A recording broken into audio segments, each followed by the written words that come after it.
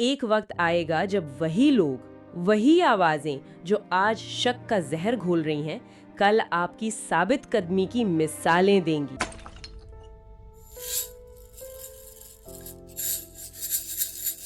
اچھا، تو آج ہم کچھ گہرے معاملات پر غور کریں۔ یہ خیالات، یہ احساسات جو ہیں، یہ مختلف ذرائع سے لیے گئے ہیں۔ مطلب ایک خاص تحریر ہے، کچھ نفسیاتی مشاہدے اور وہ دانش جو صدیوں سے چلی آ رہی ہے۔ جی۔ اور ان سب کا مرکز ایک ہی سوال ہے کہ بھئی ہماری اصل جنگ، سب سے بڑی جنگ، وہ لڑی کہاں جاتی ہے؟ ایک خیال جو بار بار سامنے آتا ہے وہ یہ کہ اگر تم ہمیشہ خود پر شک کرتے رہو تو وہ جیت جائیں گے۔ یہ صرف الفاظ نہیں ہے، یہ حقیقت ہے۔ بالکل۔ کہ سب سے خطرناک ہتھیار وہ کوئی گولی یا تلوار نہیں، بلکہ وہ شک کا بیج ہے جو انسان کے اپنے دل میں بو دیا جاتا ہے۔ صحیح کہا، یہ ایک غیر مری زنجیر کی طرح ہے۔ جی ہاں، جو روح کو جکڑ لیتی ہے۔ یقیناً، اور یہ جو شک ہے نا، جیسا کہ ہمارے ذرائع بھی بتاتے ہیں، یہ صرف اندر سے نہیں آتا، اکثر تو یہ باہر سے ایک سرگوشی بن کر آتا ہے۔ اچھا۔ کوئی کہہ دیتا ہے، ارے بھائی یہ تم سے نہیں ہو پائے گا، اور یہ آواز صرف کانوں تک نہیں رہتی، وہ سیدھا اندر اترتی ہے، یقین کی جڑوں کو یوں سمجھے کھوکھلا کر دیتی ہے۔ یعنی یہ ایک حربہ ہے، ایک طرح کا نفسیاتی داو؟ بالکل بالکل، ایک ذریعے میں تو اسے شیطان کی حکمت عملی سے بھی تشبیہ دی گئی ہے۔ وہ دیکھیں، براہ راست گناہ کی طرف شاید نہ بلائے، پہلے مایوسی پھیلاتا ہے۔ مایوسی؟ ہاں، وہ کہتا ہے تمہاری کوشش تو بیکار ہے، یا تم تو پہلے ہی ہار چکے ہو۔ اس کا اصل مقصد آپ کا یقین توڑنا ہے۔ اور جس لمحے انسان کا خود پہ یقین ٹوٹتا ہے، جب وہ اپنی ہی قابلیت پہ سوال کرنے لگتا ہے، جی، تو وہیں سے دوسروں کی یا شاید زندگی کی منفی طاقتوں کی جیت شروع ہو جاتی ہے۔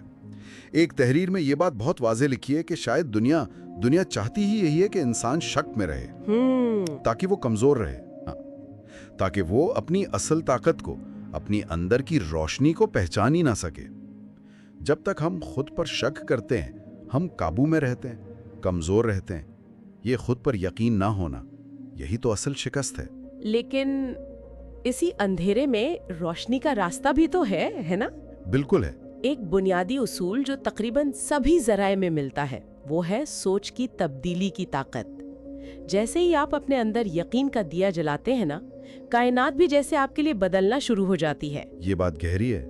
قرآن پاک کا وہ فرمان یاد آتا ہے، یعنی میں اپنے بندے کے گمان کے ساتھ ہوں۔ سبحان اللہ۔ کتنا بڑا راز ہے یہ۔